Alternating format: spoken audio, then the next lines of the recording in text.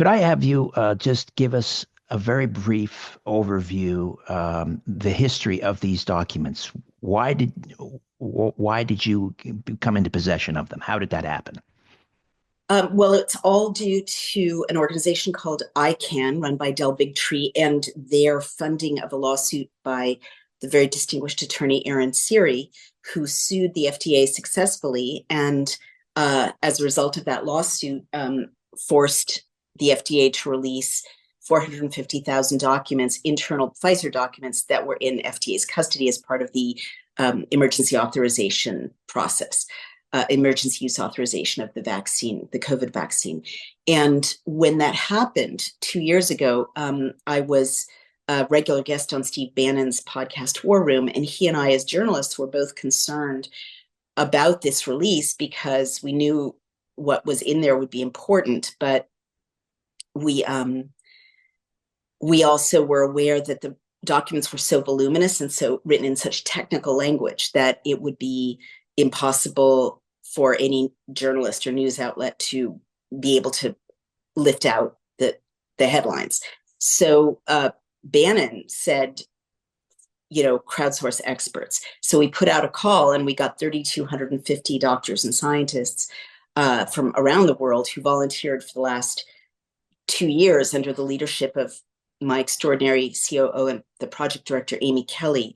And they issued 109 reports. Amy and I edited them, and 50 of them are in this book, The Pfizer Papers, which is a bestseller. And now they've broken this many stories of the greatest crime against humanity in recorded history.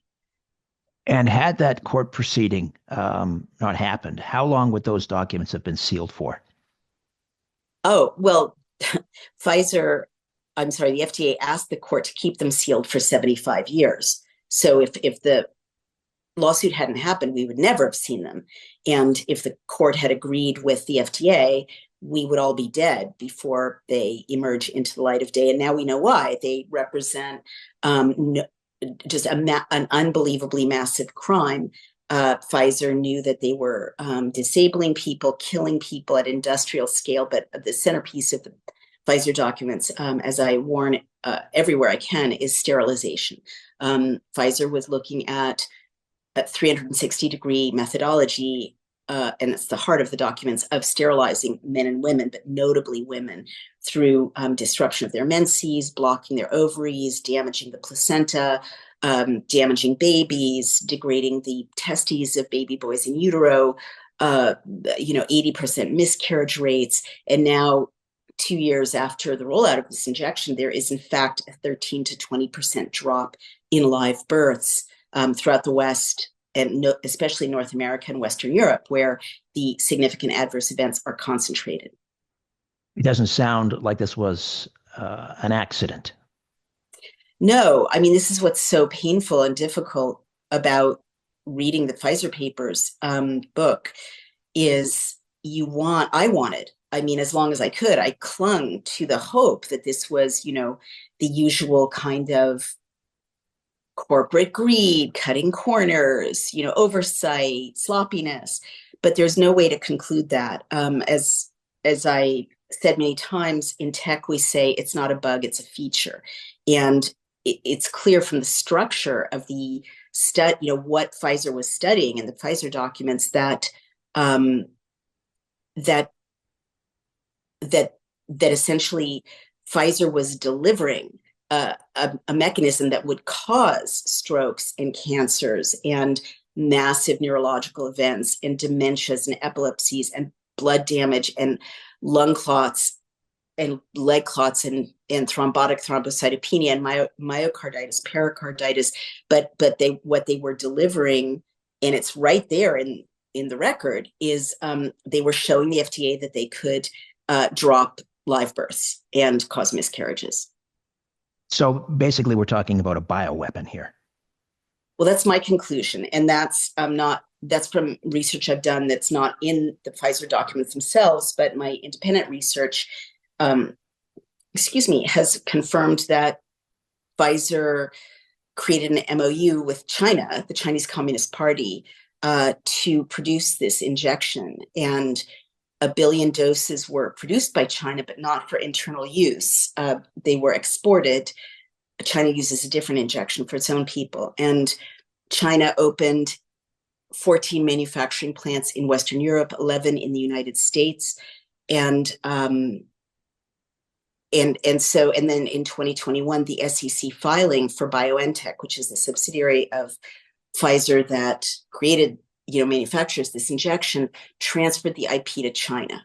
So and it doesn't say a Chinese individual or a Chinese company. The SEC filing says to China. So that means after 2021, anyone who got a Pfizer injection anywhere in the world, but especially in Western Europe and North America, where again, the vast majority of the serious adverse events are concentrated, is getting something formulated, manufactured, produced, distributed, stored by a superpower that wants us gone, our existential enemy. And there are very easy ways to tamper with the lethality of this injection, whether it's by brand, with Moderna being 3 times more lethal than Pfizer, or by things as simple as temperature, because this lipid nanoparticles coalesce at room temperature.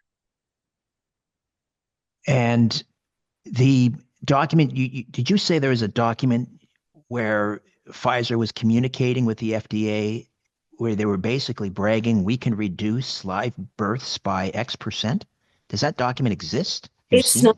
They don't put it like that, right? Because these are scientific documents. They're not memos. So nowhere in the Pfizer documents is there a memo saying, oh, we're fulfilling our commission of